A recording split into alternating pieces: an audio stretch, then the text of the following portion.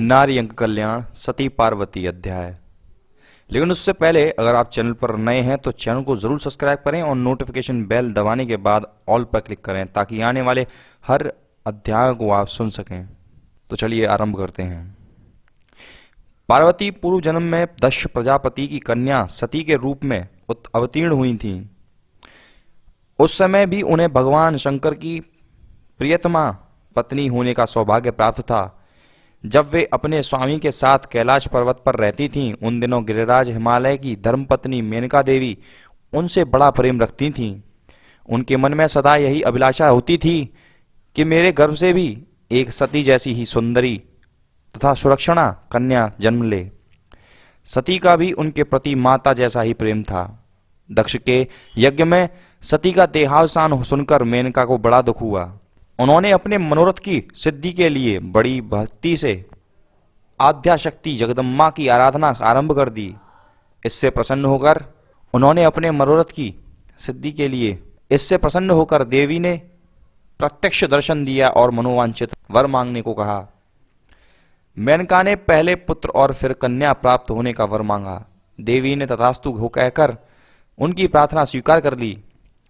इसी प्रकार महर्षि कश्यप के उपदेश से श्रेष्ठ संतान की प्राप्ति के लिए गिरिराज हिमवान ने तपस्या करके ब्रह्मा जी को प्रसन्न किया और उनसे उत्तम पुत्र और महान सद्गुणवती कन्या प्राप्त करने का वर लाभ किया।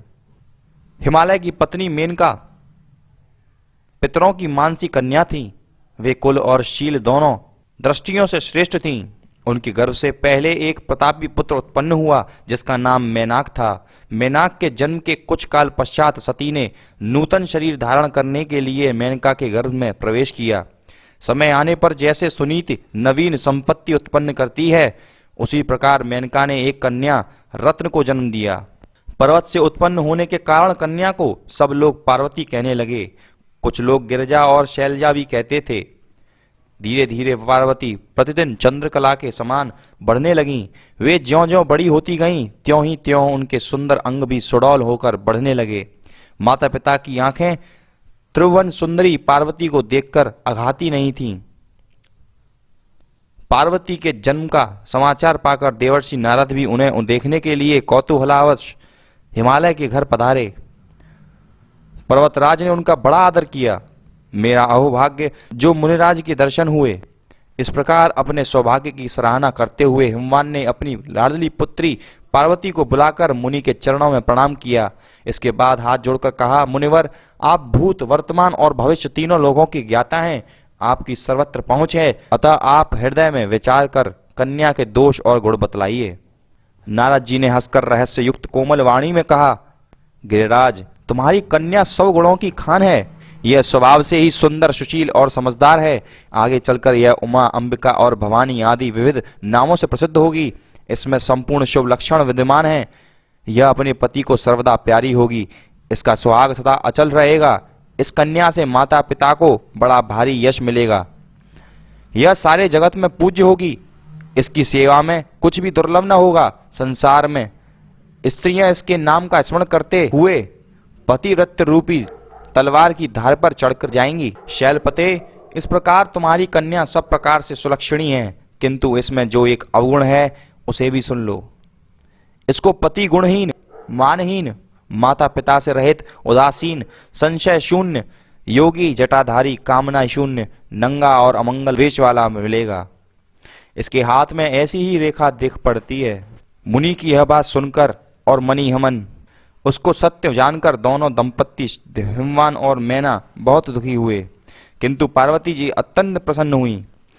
हिमवान को चिंतित देखकर नारद जी ने कहा, हिमवान, इसमें संदेह नहीं है कि तुम्हारी कन्या को वैसा ही वर प्राप्त होगा जैसा कि मैंने बताया है, परंतु मैंने वर के जो जो दोष बताए हैं, मेरे अनुमान से वे सभी शिवजी में हैं।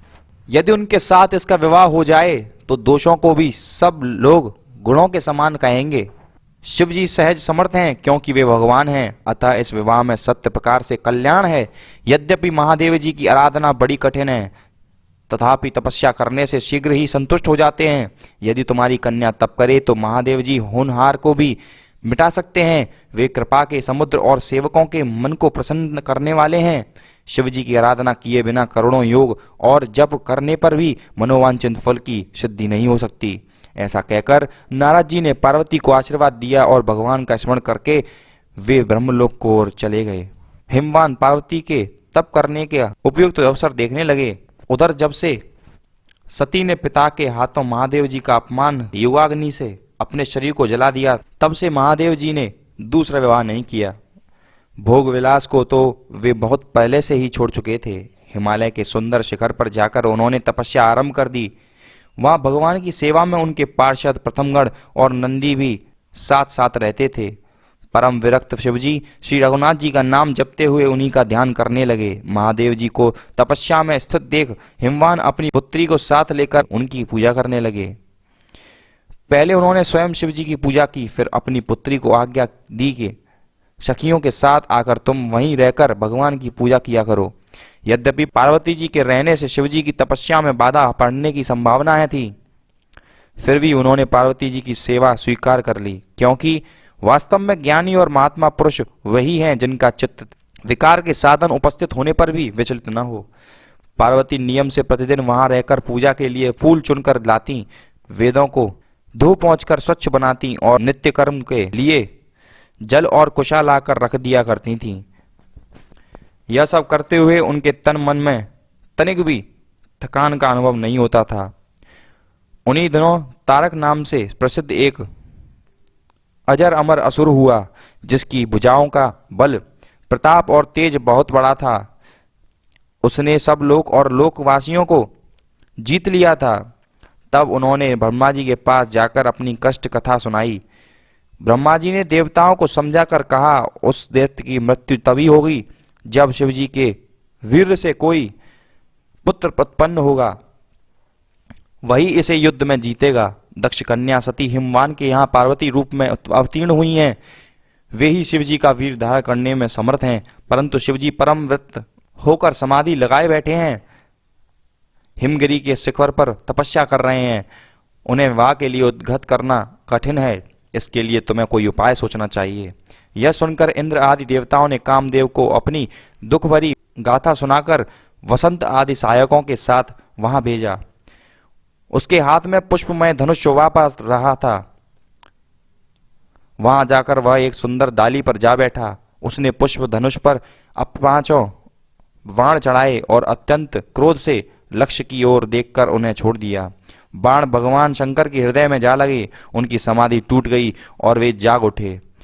इससे उनके मन में बड़ा क्षोभ हुआ और उन्होंने आंखें खोलकर सब ओर देखा।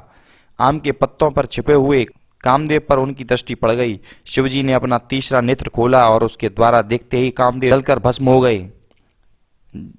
जगत में हाहाकार मच गया। कामदेव की स्त्री रति अपने पति की रक्षा सुनकर मूर्छित हो गई। वह रोती चिल्लाती और करुणा करती हुई शिवजी के शरण में आ गईं। आशुतोष शिव अबला की करुण पुकार सुनकर पिघल गए और बोले, रति तेरा पति मरा नहीं है, केवल उसका शरीर जल गया है। अब वह बिना शरीर के ही सबको व्यापेगा। अब से उसका नाम अनंग होगा। जब पृथ्वी का भार उतारने के लिए यदुवंश में श्री कृष्ण का अवतार होगा, उस समय तेरा पति उनके पुत्र रूप में उत्पन्न होगा। तभी से उसे अपने खोए हुए शरीर की प्राप्ति हो जाएगी। यह सुनकर रति लौट गईं। इसी समय गिरिराज हिमालय ने वहां पहुंचकर अपनी कन्या को गोद में उठा लिया और सखियों सहित उसे घर ले आए। शंकर जी की भक्ति और दृढ़ता से संतुष्ट होकर श्री रघुनाथ जी ने उन्हें दर्शन दिया और पार्वती जी से विवाह करने का विवश कर दिया। शिव जी ने उनकी आज्ञा शिरोधार्य की। घर आने पर पार्वती जी ने भगवान शिव की प्राप्ति के लिए घोर तपस्या करने का निश्चय किया। उन्होंने अपना यह विचार माता पिता पर भी प्रकट किया। हिमवान को तो यह भी अभीष्ट हुई था, किंतु माता का कोमल हृदय इसे सहन नहीं कर सका। उसने सोचा, मेरी सुकन्या इन कोमल अंगों से तपस्या का कष्ट कैसे सह सकेगी। इस विचार से उसका हृदय भर आया, नेत्रों में आंसू छलक आए। मेनका ने पार्वती को छाती से लगा लिया और कहा, बेटी उमा। तभी से पार्वती का नाम उमा पड़ गया। माता पिता को हर तरह से समझा बुझाकर पार्वती बड़े हर्ष के साथ तपस्या करने लिए चली गई। हिमालय के एक सुंदर शिखर पर पार्वती जी ने घोर तपस्या आरंभ कर दी। उनका सुकुमार शरीर तप के योग्य नहीं था, तब भी वह शिव जी के चरणों का चिंतन करने के लिए उन्होंने सब भोग छोड़ दिए। स्वामी के चरणों में नित्य नया अनुराग उत्पन्न होने लगा और तप में ऐसा मन लगा कि शरीर का शुद्ध बुद्ध बिसर गई। इस प्रकार रात दिन कठोर तपस्या के बाद अपने सुकोमल अंगों को सुखाकर पार्वती ने कठोर शरीर वाले तपस्वियों को भी लज्जित कर दिया। इसी बीच में पार्वती के आश्रम पर एक तेजस्वी ब्रह्मचारी आया। उसका शरीर ब्रह्मचर्य के दिव्य तेज से प्रकाशित हो रखा था। अतिथि का सत्कार करने वाली देवी पार्वती बड़े आदर से आगे बढ़कर ब्रह्मचारी का विविध रूप पूजन किया। ब्रह्मचारी ने उनकी पूजा ग्रहण करके पल भर अपनी थकावट मिटाई। फिर पार्वती की तपस्या की महान प्रशंसा करते हुए तप का उद्देश्य जानना चाहा। ब्रह्मचारी ने ऐसे ढंग से बातें कही मानो उसने पार्वती के हृदय में बैठकर सब बातें जान ली हों। उन्हें सुनकर पार्वती ऐसी लजा गई कि अपने मन की बात मुंह से न निकाल सकी। अतः उन्होंने सखी को इशारा कहते हुए कहा कि ये पिनाकपाणी श्री महादेव जी को पति रूप में प्राप्त करने के लिए तप कर रही हैं। इस पर ब्रह्मचारी ने अपने अरुचि व्यक्त करते हुए महादेव जी के अशुभ वेश का वर्णन करके उनकी निंदा की और अंत में कहा कि मेरे विचार से तुम्हें अपने मन को इस अनुचित आग्रह से हटा लेना चाहिए। कहाँ तुम और कहाँ वह, दोनों में आकाश पाताल का अंतर है। ब्रह्मचारी की ऐसी उल्टी सीधी बातें सुनकर पार्वती के होठ क्रोध से कांपने लगे, भौहें तन गईं और आंखें लाल हो गईं। उन्होंने ब्रह्मचारी की ओर आंखें तरेर कर देखा और कहा, निश्चय ही महादेव जी के वास्तव रूप को तुम नहीं जानते, तभी तुम्हारे मुंह से ऐसी बातें निकल रही हैं। मूर्ख लोग महात्मा पुरुषों की उस अलौकिक चरित्र का निंदा नहीं कर सकते जिसके रहस्य को जानने तथा समझने उनमें क्षमता नहीं है। जो लोग अपने ऊपर आई हुई विपत्ति दूर करना चाहते हैं अथवा धन के लिए उत्सुक रहते हैं, वे ही ढूंढ ढूंढ कर मांगलिक कही जाने वाली वस्तुओं का सेवन करते हैं। परंतु जो संपूर्ण जगत को शरण देने वाले हैं, जिनके मन में कोई इच्छा ही नहीं है, उन महेश्वर को ऐसी वस्तुओं से क्या लेना देना। कहते हो उनके पास कुछ नहीं है, वे शमशान में भी घूमते हैं और उनका रूप भयंकर है, किंतु यह बात सच है कि अकंचन होते हुए भी वे संपूर्ण संपदाओं के दाता हैं। शमशान में विचरने वाले होकर भी वे तीनों लोकों के रक्षक हैं। भयानक रूप वाले होने पर भी वे शिव हैं, यानी कि कल्याणकारी हैं। पिनाकपाणी महादेव जी के यथार्थ स्वरूप को जानने वाले इस संसार में नहीं है। वे सुंदर आभूषण पहने या सांप लपेटे हैं, हाथी की खाल ओढ़े अथवा स्वच्छ वस्त्र धारण करें, हाथ में कपाल लिए हों अथवा माथे पर चंद्रमा का मुकुट सजाए हों। संसार में जितने भी रूप हैं सब उन्हीं के हैं, अतः उनका रूप ऐसा है ऐसा नहीं है, इस बात का निश्चय नहीं किया जा सकता। जिन्हें तुम निर्धन कहते हो, वे ही जब अपने बैल पर चढ़कर चलते हैं, उस समय मदोन्मत्त ऐरावत हाथी पर चढ़ने वाले इंद्र भी आकर उनके चरणों में मस्तक झुकाए रहते हैं और खिले हुए पारिजात पुष्पों के पराग से उनके चरणों की अंगुलियों का लाल रंग की पुष्पमालाओं से सुशोभित कर देते हैं। तुम्हारी आत्मा अपने स्वरूप में भ्रष्ट हो चुकी है। तुम शंकर जी के दोष ही बतलाने चाहते थे, तो भी तुम्हारे मुख से एक बात तो उनके लिए अच्छी ही निकल गई। अरे जो ब्रह्मचारी भी उत्पन्न करने वाले हैं, उन महेश्वर के जन्म, कुल और माता पिता आदि का पता हो ही कैसे सकता है। जो सबके पिता माता हैं, उनके पिता माता दूसरे कौन हो सकते हैं। अस्तु, इस विवाद में कोई लाभ नहीं है। तुमने शंकर जी के बारे में जैसा सुना है वे वैसे ही सही। मेरा प्रेम रस में डूबा हुआ मन उन्हीं में रम गया है, अब उसे उनकी ओर से हटाया नहीं जा सकता। प्रेमी का अंतकरण प्रेमास्पद के दोषों पर दृष्टि नहीं डालता। इतने में ही पार्वती ने देखा ब्रह्मचारी फिर कुछ कहना चाहता है, तब वे सहसा बोल उठी, सखी देखो, इस ब्रह्मचारी के ओठ फड़क रहे हैं, यह पुनः कुछ कहना चाहता है, इसे रोक दे। अब यह एक शब्द भी बोलने न पाए, क्योंकि जो महात्मा पुरुषों की निंदा करता है केवल वही नहीं पापी होता, जो उसके मुंह से सुनता है उसे भी पाप का भागी होना पड़ता है। अथवा मैं ही यहां से उठकर चली जाऊंगी। यूं कहकर उमा ज्यों ही चलने को उद्यत हुई, महादेव जी ने अपना वास्तविक रूप प्रकट करके मुस्कुराते हुए उनका हाथ पकड़ लिया। अपने जीवन निधि को सहसा सामने उपस्थित देख पार्वती जी ने शरीर में कंपन होने लगा, समस्त अंग पसीने पसीने हो गए। आगे चलने को जो पैर उठ चुका था वह जहां का तहां रुक गया। भगवान शंकर बोले, कोमलांगी, आज से मैं तुम्हारा तपस्या से मोल लिया हुआ सेवक हूं। इतना सुनते ही पार्वती अनिर्वचनीय आनंद में डूब गईं। तपस्या से उन्होंने जितना कष्ट हुआ था वह सब जाता रहा। मनोवांछित फल मिल जाने के कारण उनके तन मन दोनों हरे हो गए। तदंतर पार्वती अपनी सखी के मुंह से यह कहलवा दिया कि मेरे इस शरीर में स्वामी मेरे पिता हैं, अतः आप उन्हीं के पास आदेश देकर मेरा वरण करें। एवमस्तु कहकर भगवान शंकर वहीं अंतर्ध्यान हो गए। कुछ काल के बाद हिमालय के विशाल शिखर पर पार्वती का स्वयंवर रचाया गया। उस समय संपूर्ण स्थान देवताओं के विमानों से वह स्थान खचाखच भरा हुआ था। इंद्र, वरुण, यम, कुबेर, अग्नि, सूर्य, चंद्रमा आदि संपूर्ण देवता, गंधर्व, यक्ष, नाग और किन्नर आदि मनोहर वेश बनाए यहाँ उपस्थित हुए थे। भगवती उमा माला हाथ में लिए देव समाज में खड़ी हुई। इसी समय उनकी परीक्षा लेने के लिए भगवान शंकर 5 शिखा वाले बालक बनकर उनकी गोद में आकर सो गए। देवी ने ध्यान के द्वारा उन्हें पहचान कर बड़े प्रेम के साथ अंक में ले लिया। पार्वती का संकल्प शुद्ध था, वे अपना मनोवांछित पति पा गईं। अतः भगवान शंकर को हृदय में रखकर स्वयंवर से लौट पड़ी। इंद्र ने उस बालक को अपने मार्ग का कंटक माना और उसे मार डालने के लिए वज्र को ऊपर उठाया। यह देख शिशु रूपधारी शिव ने उन्हें वज्र सहित स्तंभित कर दिया। वे अपने स्थान से हिल न सके।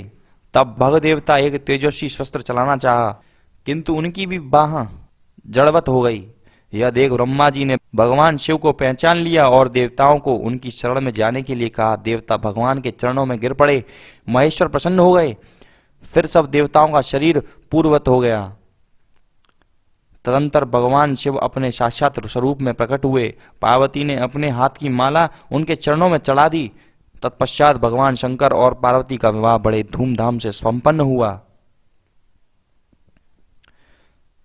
वर पक्ष की ओर से ब्रह्मा, विष्णु और इंद्र आदि संपूर्ण देवता बारात लेकर आए। हिमवान ने सबका बड़े प्रेम से स्वागत सत्कार किया। तदंतर विदा का समय आया। उस समय प्रेम और करुणा का समुद्र उमड़ पड़ा।